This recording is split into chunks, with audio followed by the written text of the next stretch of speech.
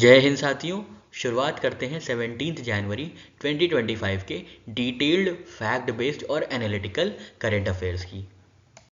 शुरुआत करेंगे government scheme से।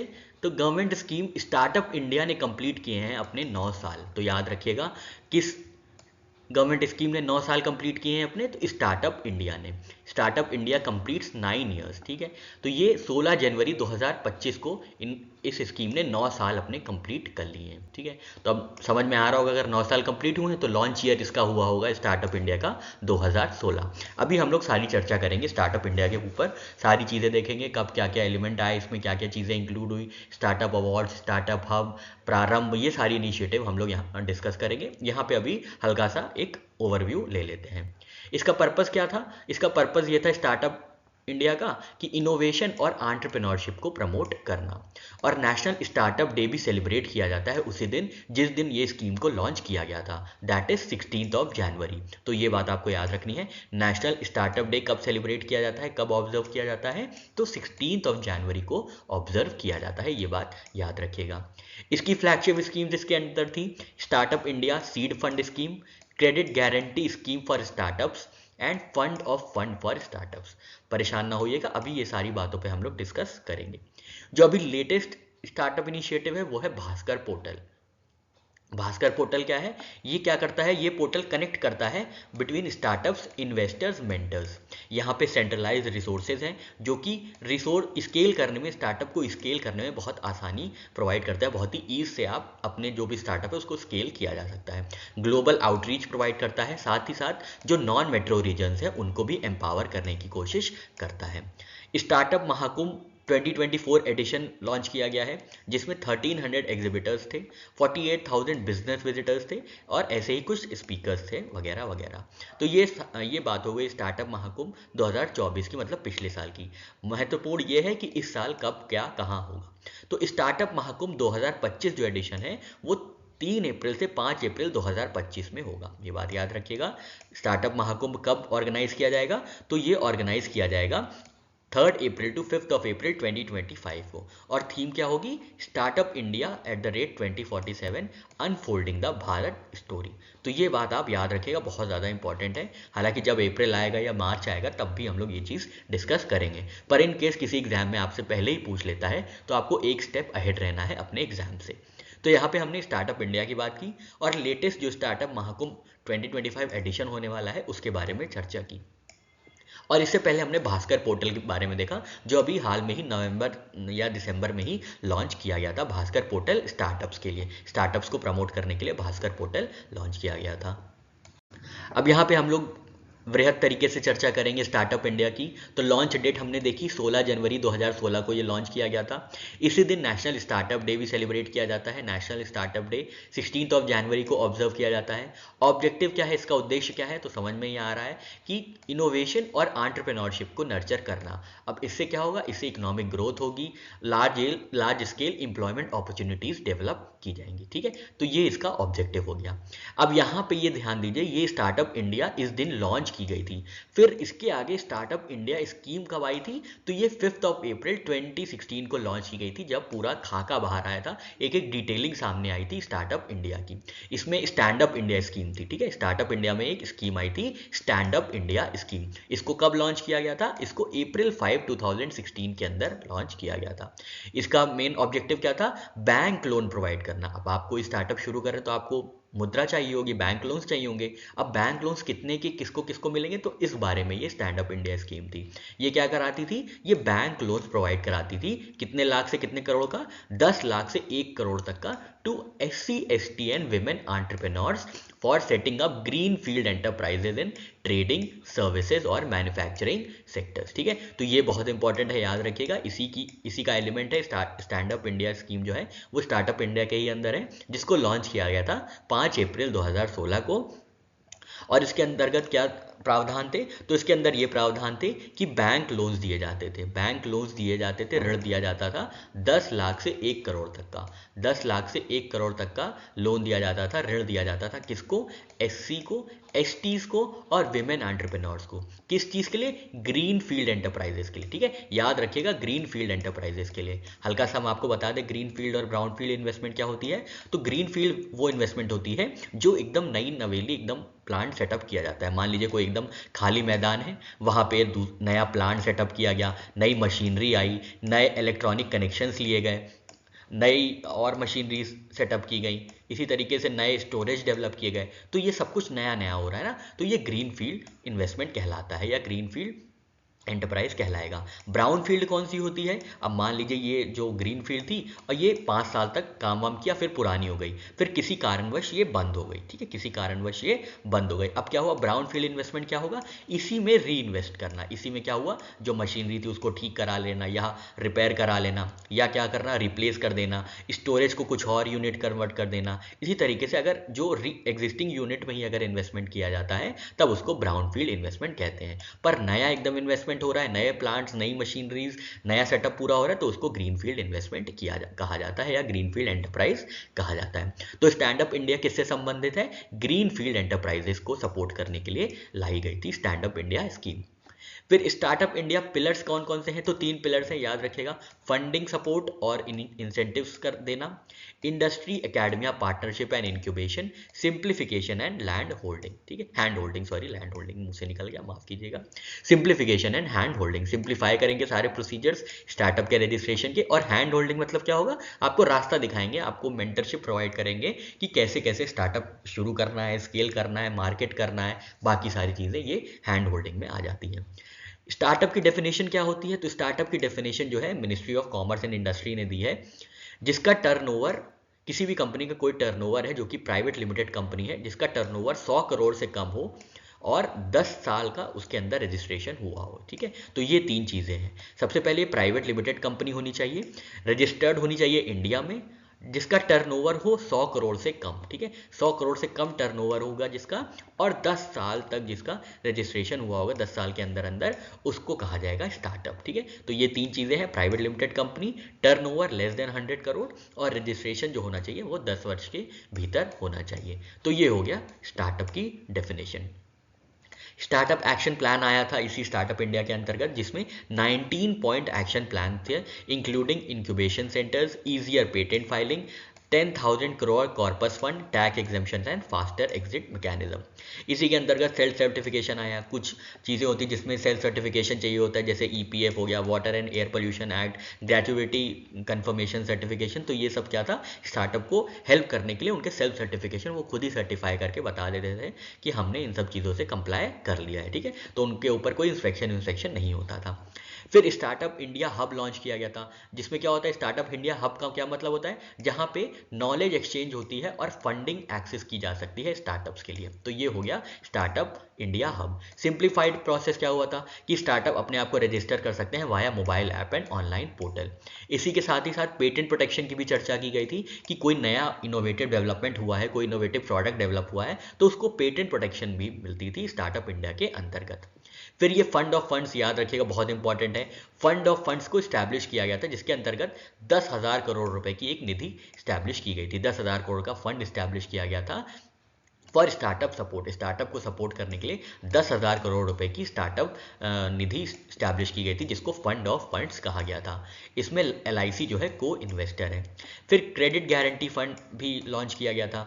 क्रेडिट गारंटी फंड क्या था? ये प्रोवाइड करता है venture debt by standing guarantees against risk with a budget of 500 crore per year for 4 years, ठीक है। तो इसके अंतर्गत क्या होता है कि वेंचर डेट जो होती है, उधार जो लिया होता है, उसको गारंटी, उसकी गारंटी लेते हैं, ठीक है। क्या होता है, जैसे मान लीजिए किसी स्टार्टअप ने PNB से उधार लिया, अब वो स्टार्टअप मान लीजिए फेल हो गया किसी कारणवश, तो उसको कोई गारंटी देगा ना, तो ये गारंटी देने के लिए, PNB को गारंटी देने के लिए कि अगर स्टार्टअप फेल होता है तब हम आपके ऑब्लिगेशन फुलफिल करेंगे, इसके लिए आया था क्रेडिट गारंटी फंड। क्रेडिट मतलब जो ऋण लिया है उसके बदले गारंटी देता था कोई फंड, जिसको क्रेडिट गारंटी फंड कहा गया। 500 करोड़ जिसकी राशि निधि थी, ठीक है, पर year for 4 years. Income tax exemption होता है, स्टार्टअप जो इनकम कमाएंगे उसमें इनकम टैक्स एग्जेम्पशन दिया जाता है 3 सालों तक। तो ये कुछ बातें होंगी स्टार्टअप इंडिया की। अब इसके अंदर और क्या क्या नए एलिमेंट्स आए हैं हम लोग ये भी देखेंगे। गवर्नमेंट मेजर्स देख लेते हैं स्टार्टअप से संबंधित। तो मेक इन इंडिया इनिशिएटिव आया था, आपको पता होगा। फिर अटल इनोवेशन आया था नीति आयोग का, जो कि एनकरेज करता है एंटरप्रेन्योरशिप और इनोवेशन। फिर पीपीपी मॉडल आया था इंक्यूबेटर्स के लिए। इंक्यूबेटर्स क्या होते हैं? इंक्यूबेटर्स मान लीजिए वही होते हैं, एक ऐसी ऑर्गेनाइजेशन होती है या फैसिलिटीज होती हैं जो कि स्टार्टअप को प्रमोट करती हैं या डेवलप होने में मदद करती हैं जब वो अर्ली स्टेज में होते हैं। मान लीजिए कोई बच्चा है तो अभी नया नया जन्मा है और 2-3 साल का हुआ है, अर्ली एज में है, तो क्या किया जाता है, उसको एक प्ले स्कूल में डाला जाता है या आप आंगनवाड़ी में डाल सकते हैं जहाँ पे उसका अर्ली स्टेज ग्रोथ होती है, ठीक है। तो उसी अर्ली स्टेज ग्रोथ करने के लिए स्टार्टअप की लैंग्वेज में उनको इंक्यूबेटर्स कहा जाता है। इंक्यूबेटर्स कैसे हेल्प करते हैं? तो जैसे कोई नया स्टार्टअप होगा तो उनके पास ऑफिस स्पेस नहीं होगा, ऑफिस की जगह नहीं होगी, तो उनको क्या किया है, तो ऑफिस स्पेस प्रोवाइड किए जाते हैं लोअर रेट्स पे। फिर मेंटरशिप प्रोवाइड की जाती है, ठीक है, मतलब जैसे छोटे बच्चों को आंगनवाड़ी में लिखना पढ़ना वढ़ना जोड़ना घटाना सिखाया जाता है, वैसे ही मेंटरशिप प्रोवाइड की जाती है स्टार्टअप्स को। फिर उसी तरीके से स्टार्टअप्स को इसी इंक्यूबेटर के थ्रू कुछ फंडिंग भी मिल जाती है छोटी मोटी, जैसे एंजल इन्वेस्टर्स होते हैं या वेंचर कैपिटलिस्ट होते हैं, उनसे भी नेटवर्किंग हो जाती है through incubators. Business development support मिल जाता है, मार्केटिंग सपोर्ट मिल जाता है। तो अर्ली स्टेज में जब होता है स्टार्टअप, उसको ग्रो करने के लिए, उसको सपोर्ट करने के लिए जो फैसिलिटीज़ होती हैं उनको इंक्यूबेटर्स कहा जाता है। तो इंक्यूबेटर्स के लिए पीपीपी मॉडल भी लाया गया था सरकार की तरफ से, ताकि गवर्नमेंट और प्राइवेट सेक्टर दोनों ही मिलकर क्या करें, इंक्यूबेटर के थ्रू स्टार्टअप को सपोर्ट करें। फिर नेशनल स्टार्टअप अवार्ड्स भी इस्टेब्लिश किया गया था। नेशनल स्टार्टअप अवार्ड्स आया था 2018 में, जिसके अंतर्गत क्या होता था, स्टेट्स और यूनियन टेरिटरीज को असेस किया जाता था कि वो कितना सपोर्ट कर रहे हैं स्टार्टअप इकोसिस्टम को डेवलप करने के लिए और प्रमोट करने के लिए। तो ये 2018 फरवरी में लॉन्च किया गया था। इसमें क्या क्या कैटेगरीज थी? इसमें बेस्ट परफॉर्मर की कैटेगरी थी, टॉप परफॉर्मर्स की कैटेगरी थी, लीडर्स की कैटेगरी थी, एस्पायरिंग लीडर्स की कैटेगरी थी, इमर्जिंग स्टार्टअप इकोसिस्टम्स की कैटेगरी थी। और जो ये स्टार्टअप रैंकिंग की कैटेगरीज थी, इनको 7 एरियाज में असेस किया जाता था, 7 एरियाज में, 7 रिफॉर्म एरियाज में इवेल्युएट किया जाता था। तो वो 7 कौन से एरिया से देख लेते हैं।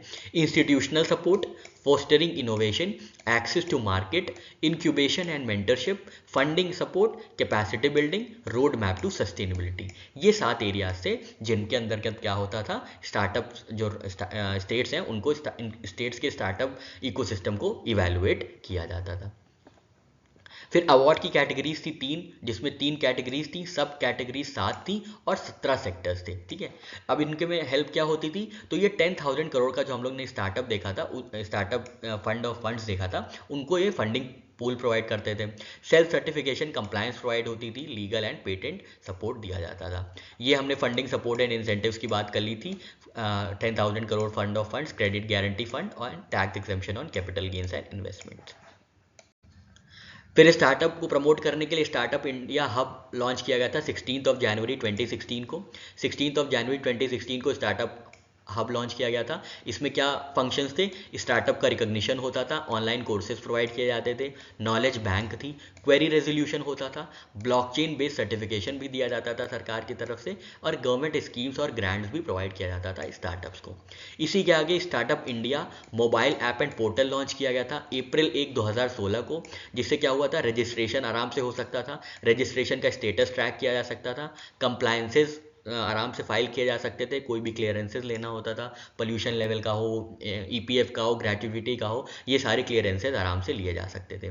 फिर startup India seed fund scheme launch किया गया था। याद रखिएगा, सीड फंड स्कीम क्या होती है, जो किसी पर्टिकुलर स्टार्टअप को प्रमोट करने के लिए दी जाती है। सीड फंड मतलब एकदम बीज स्थिति में जब होता है कोई स्टार्टअप, एकदम शुरुआत होता है, जब क्या होता है, जब सिर्फ कॉन्सेप्ट पता होता है कि ऐसा स्टार्टअप शुरू किया जाएगा, तब उसके दौरान जो फंडिंग दी जाती है उसको सीड फंड कहते हैं, ठीक है। तो startup India seed fund scheme launch की गई थी 2021 में, और इसकी जो कॉर्पस थी या इसकी निधि थी वो 945 करोड़ रुपए का ये फंड था। तो याद रखिएगा ये 2021 में लॉन्च किया गया था। इसका उद्देश्य था कि 3600 स्टार्टअप्स को अगले 4 महीनों में सपोर्ट किया जाए। ठीक है, तो इसका एम क्या होता है, aimed at proof of concept. बस कॉन्सेप्ट का प्रूफ दिख जाए तब इसको सपोर्ट मिल जाता था। ठीक है, प्रोटोटाइप डेवलपमेंट कोई दिख जाए, मार्केट एंट्री के लिए दिख जाए, ये सारी चीज़ों के लिए startup India seed fund scheme launch की गई थी। फिर स्टार्टअप इंडिया इंटरनेशनल समिट, जिसको प्रारंभ कहा गया था, ये 2021 में लॉन्च किया गया था। 15-16 जनवरी 2021 को प्रारंभ या startup India international summit host किया गया था। इसको होस्ट किया गया था department for promotion of industry and internal trade द्वारा। इसका ऑब्जेक्टिव क्या था, यूथ को एनकरेज करना एंटरप्रेन्योरशिप के लिए, नॉलेज एक्सचेंज करना, कैपेसिटी डेवलप करना, mobilisation of capital, opportunities create करना स्टार्टअप्स के लिए, हाईटेक और हाई क्वालिटी इनोवेशंस जो भी इंडिया में डेवलप हुए हैं उनका शोकेस करना, जैसे यूपीआई है एक, है ना। फिर एनेबल करना ease of doing business for startups.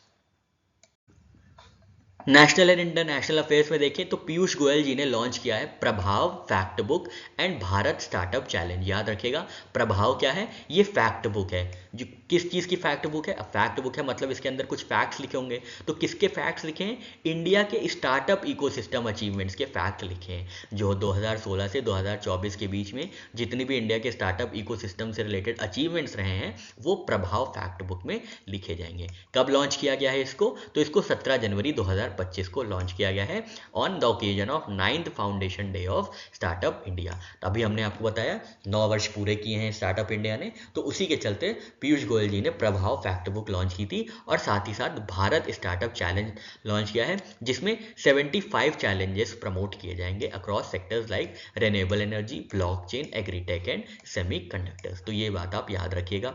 फिर बात करते हैं आर्कियोलॉजिकल एक्सपीरियंशियल म्यूजियम की। तो आर्कियोलॉजिकल एक्सपीरियंशियल म्यूजियम लॉन्च किया गया है या इनॉग्रेट किया गया है गुजरात में। ठीक है, और ये किसने इनॉग्रेट किया है, तो अमित शाह जी ने, जो कि यूनियन होम मिनिस्टर हैं, इन्होंने गुजरात के वाडनगर में 17 जनवरी को आर्कियोलॉजिकल एक्सपीरियंशियल म्यूजियम लॉन्च किया है। याद रखिएगा, एक बार फिर से देखते हैं महत्वपूर्ण जानकारियां कि आर्कियोलॉजिकल एक्सपीरियंशियल म्यूजियम कहाँ पे लॉन्च किया गया है, वाडनगर गुजरात में लॉन्च किया गया है, इनॉग्रेट किया गया है, अनावरण किया गया है। किसने अनावरण किया है, श्री अमित शाह जी ने, जो कि यूनियन होम मिनिस्टर हैं, इन्होंने अनावरण किया है। कौन सी डेट को, 17 जनवरी 2025 को इसका अनावरण किया गया है। सिग्निफिकेंस क्या है वाडनगर का, तो इसकी खुद की 2,500 सालों का इतिहास है। अ town with a history spanning of 2500 years, और हिस्टोरिकली बहुत ही सिग्निफिकेंट है। ठीक है, ऐतिहासिक पृष्ठभूमि से ये काफ़ी महत्वपूर्ण शहर है वाडनगर गुजरात। तो म्यूजियम क्या करेगा, इन्हीं की पूरी हिस्ट्री शोकेस करेगा। फिर हीम टेक्सटाइल 2025 की चर्चा करते हैं। हीम टेक्सटाइल 15 जनवरी 2025 को इनॉग्रेट किया गया था फ्रैंकफर्ट जर्मनी में। ठीक है, फ्रैंकफर्ट जर्मनी में हीम टेक्सटाइल 2025 लॉन्च किया गया था। यहाँ पे इंडिया ने इनॉग्रेट किया है इंडिया पवेलियन। ठीक है, इंडिया पवेलियन का इनॉग्रेशन हुआ था किसके द्वारा, गिरिराज सिंह द्वारा, जो कि यूनियन मिनिस्टर ऑफ टेक्सटाइल्स है। ठीक है, तो बस आपको इतना याद रखना है, हीम टेक्सटाइल 2025 फ्रैंकफर्ट जर्मनी में लॉन्च किया गया था, जहां पे इंडिया के Giriraj Singh union minister of textiles ने इनॉग्रेट किया था इंडिया पवेलियन। चर्चा करते हैं कुंभ की। कुंभ अपने में एक अद्भुत विरासत लिए हर दिन कुछ नया देखता है। तो यहाँ पे नई चीज़ों के बारे में चर्चा करते हैं कि कौन सी नई चीज़ें आई हैं, कौन से नए कैंपेन लॉन्च हुए हैं, कौन से नए प्रोग्राम्स लॉन्च हुए हैं। तो सबसे पहले कलाग्राम की बात करते हैं। ठीक है, कलाग्राम यहाँ पे इनॉग्रेट किया गया है। कलाग्राम कहाँ पे है, यहाँ पे नाग वासुकी एरिया प्रयागराज में कलाग्राम का अनावरण किया गया है। तो याद रखिएगा कलाग्राम कहाँ पे इनॉग्रेट किया गया है, तो कलाग्राम जो है ये नाग वासुकी एरिया प्रयागराज में इसका उद्घाटन किया गया है। कलाग्राम नाम से समझ में आ रहा है ये भारतीय कला को क्या करेगा, प्रदर्शित करेगा। तो यहाँ पे हम और चर्चा करेंगे कि कलाग्राम के अंदर क्या क्या है। तो ये इनॉग्रेट किया गया था 12 जनवरी 2025 को। किसने इनॉग्रेट किया था, गजेंद्र सिंह शेखावत जी हैं, जो कि union minister of culture and tourism है। इन्होंने कलाग्राम की शुरुआत की थी, इन्होंने कलाग्राम का इनॉग्रेशन किया था नाग वासुकी एरिया प्रयागराज में। अब यहाँ पे क्या क्या चीज़ें हैं तो देखते हैं। तो यहाँ पे सबसे पहले एंट्रेंस फसाड या एंट्रेंस गेट पे क्या है, 35 foot wide 54 foot high entrance depicting secret stories like 12 Jyotirlinga and Lord Shiva act of consuming हलाल। तो लॉर्ड शिवा ने या भगवान शिव ने क्या किया था, विष लिया था, तभी उनका रंग नीला पड़ गया था ना। तो इसीलिए इसी चीज़ को दर्शाने के लिए यहाँ पे एंट्रेंस में ये चीज़ लगाई गई है, ठीक है। साथ ही साथ 12 ज्योतिर्लिंग भी आपको दिखाई पड़ेंगे अगर आप कलाग्राम नागवासुकी एरिया में विजिट करेंगे। तो अगर आप प्रयागराज में हैं तो बिल्कुल इस जगहों पे तो आपको जाना चाहिए, ठीक है। तो 35 फुट वाइड और 54 फुट एंट्रेंस में 12 ज्योतिर्लिंग के दर्शन होंगे आपको। साथ ही साथ भगवान शिव के हलाहल कंज्यूम करने का भी जो पूरा दृश्य होगा वो भी आपको दिखाया जाएगा। थीमेटिक जोन्स या संस्कृति आंगल्स बने हुए हैं अंदर। 7 district regions showcasing India's diverse cultural heritage including temple themes like Dakshineswar Kali temple and Pushkar Brahma Mandir. Dakshineswar Kali temple आप वेस्ट बंगाल में है, पुष्कर ब्रह्मा मंदिर राजस्थान में है। तो ये कुछ इंडिया के डाइवर्स कल्चरल हेरिटेज को भी शोकेस किया जा रहा है संस्कृति आंगन में। आर्टिशंस अपना कुछ चीज़ें प्रदर्शित कर रहे हैं, जैसे कि बंगाल का पट्टा चित्र पेंटिंग है, आपने आर्ट एंड कल्चर में पढ़ा होगा। आसाम का बाम्बू क्राफ्ट है, ये भी यहाँ पे शोकेस किया जा रहा है। तमिलनाडु की तंजोर पेंटिंग है, पेंटिंग में आपने पढ़ा होगा। तो यहाँ पे इन सारी चीज़ों को भी प्रदर्शित किया जा रहा है कलाग्राम में। फिर कल्चरल परफॉर्मेंसेस भी हो रहे हैं, जैसे क्लासिकल म्यूजिक है, फोक डांसेस है, कथक है, भांगड़ा है and production by national school of drama. फिर एक अनुभूति मंडपम है जिसके अंदर क्या होगा, आपको 360 डिग्री इमर्सिव एक्सपीरियंस मिलेगा of Ganga's descent to earth. Ganga माँ कैसे पृथ्वी पे अवतरित हुई इसके बारे में पूरी आपको अनुभूति दिलाई जाएगी 360 डिग्री इमर्सिव एक्सपीरियंस के थ्रू। तो बहुत अच्छा, बहुत ही बेहतरीन एक आपको कला से रूबरू, भारत की कला, भारत का जो भी कल्चर रहा है, भारत अपने आप में सिविलाइजेशन में कितना रिच है, इन सब चीज़ों से रूबरू कराने के लिए आपको कलाग्राम बिल्कुल विजिट करना चाहिए, ठीक है। तो बिल्कुल कभी मिस मत करिएगा। अगर आप प्रयागराज विजिट कर रहे हैं, अगर आप कुंभ विजिट कर रहे हैं तो एक दिन एक्स्ट्रा भले लग जाए, लेकिन ये कलाग्राम आप ज़रूर विजिट करके जाइएगा। फिर अविरल शाश्वत कुंभ जोन है। यहाँ पे क्या है, यहाँ पे महाकुंभ से रिलेटेड जितनी भी हिस्टोरिकल इंसाइट्स हैं, आर्टिफैक्ट्स हैं, डिजिटल एग्जिबिट्स हैं और आर्कियोलॉजिकल सर्वे ऑफ इंडिया के जो भी कॉन्ट्रीब्यूशंस हैं महाकुंभ को लेकर, ये सारी चीज़ों को दर्शाया जाएगा अविरल शाश्वत, ठीक है। साथ ही साथ आपको यहाँ पे ऐसा नहीं है कि आप बस भूखे पेट आएंगे, भूखे पेट चले जाएंगे। सात्विक फ्लेवर्स भी आपको मिलेगा, पूरी कलनरी हेरिटेज आपको मिलेगी। सात्विक 28 तरीके के सात्विक कुजीन्स आपको खिलाए जाएंगे। तो बिल्कुल आप आराम से आइए, घूमिए और भरपेट खाना खाइए, सात्विक भोजन का आनंद लीजिए एक अद्भुत विरासत कुंभ में।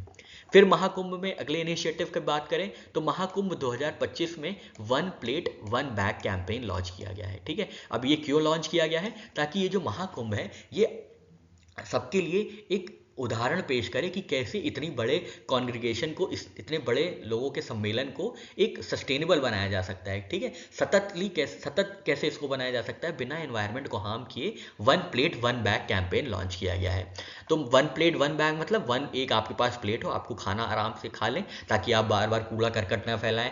थर्मोप्लास्टिक की प्लेट्स होती हैं ना, बहुत ज़्यादा कूड़ा करकट क्रिएट करती हैं, और एक बैग हो जिसमें आप अपना सामान रख सकें। तो इसको प्रमोट करने के लिए RSS ने, राष्ट्रीय स्वयंसेवक संघ ने 1 प्लेट 1 बैग कैंपेन लॉन्च किया है महाकुंभ 2025 में।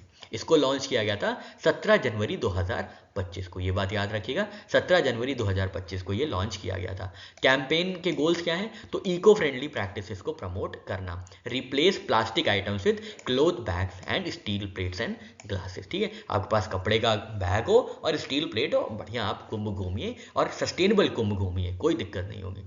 कहाँ पे लॉन्च किया गया था, तो ओल्ड GT रोड सेक्टर 18 में इसको लॉन्च किया गया था बाय RSS सरकार्य कृष्ण गोपाल सह सरकार यवह, ठीक है, सरकार यवह कृष्ण गोपाल जी ने इसको लॉन्च किया था। तो ऑब्जेक्टिव्स हम लोग ने देख लिया, रीयूजेबल स्टील प्लेट्स, ग्लासेस और क्लोथ बैग्स, ताकि क्या हो, सिंगल यूज प्लास्टिक्स ना यूज हो सके। बहुत अच्छा इनिशिएटिव है। साइंस एंड टेक्नोलॉजी की चर्चा करें तो नया लॉन्च पैड इसरो का श्रीहरिकोटा में स्टैब्लिश किया जाएगा। श्रीहरिकोटा आंध्र प्रदेश में आइलैंड है, यहाँ पे इसरो का नया लॉन्च पैड स्टैब्लिश किया जाएगा। इसका अप्रूवल मिला है जनवरी 16, 2025 को।